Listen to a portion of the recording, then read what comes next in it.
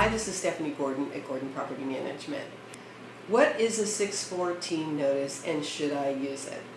A 614 notice is a legal notice that landlords in San Francisco would serve to tenants when you have a roommate situation and one of the original roommates on a lease agreement moves out and a replacement roommate moves in.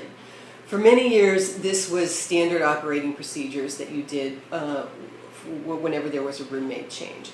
Now, most attorneys in San Francisco recommend that you do not serve a 614 notice, and it has to do with provisions of the California Costa-Hawkins law that I won't get into, but the bottom line is most of the attorneys in San Francisco now say do not use a 614 notice.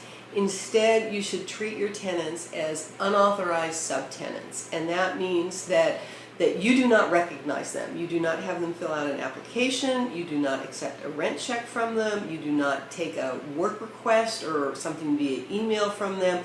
They are essentially the subtenant of your master tenants who signed the lease agreement.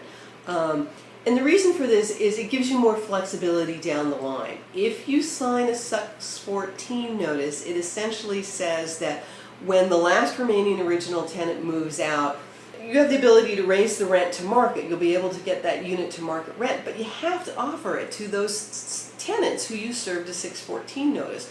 Without a 614 notice, if they're unauthorized subtenants, you can just tell them they have to go. You can choose to keep them if you want, but you also have the opportunity to make them go. And who knows, you might want to renovate the unit, you might want to do other things with the unit.